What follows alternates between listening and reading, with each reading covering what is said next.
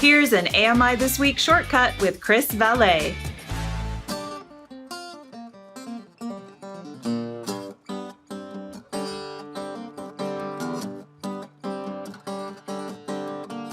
I get to experience a private concert at Ottawa's Andrew Hayden Park with musician Lucas Haneman.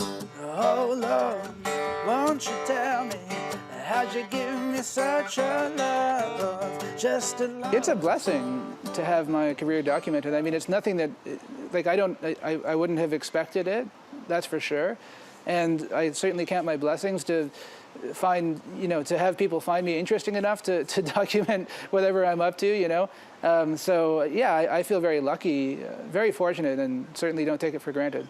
Lucas, thanks for being here. Great to be here, Craig. Over the years, Lucas has been featured in several documentary specials, pilots, and has even been a contributor for AMI This Week. I always try to be transparent. I always try to be truthful with whatever's happening at the time in my life. I always try to give a positive interview, and so for me, it actually lifts my spirits to do an interview with you guys. I think in the visually impaired community, we hear a lot of stories that are kind of gloomy stories about, oh, I can't do this, I can't do that. And I think one thing that AMI has always stood for is we can do it. And if we all work together, we can make a difference. And I've never seen my visual impairment as a hindrance. I've always seen it as a blessing, especially when it comes to music. So my goal has always been to maybe impart that onto somebody else who may have a musical inclination. So to try to make them feel like they can also have their voice be heard too, and AMI has always been great for that. Letting people tell their stories. A lot can change over a decade. How have you changed over the past 10 years? I've changed a lot over the past 10 years. I mean, for one, back then, the first interview I ever did for AMI was my first venture into trying to do something solo where I was kind of the front person in a project. Up until that point, I had always been in other people's bands. Now, I'm really lucky to be the front person for the past 8 years of my band called the Lucas Haneman Express. And our last album was a top 5 blues album in Canada, which was something that I don't take for granted.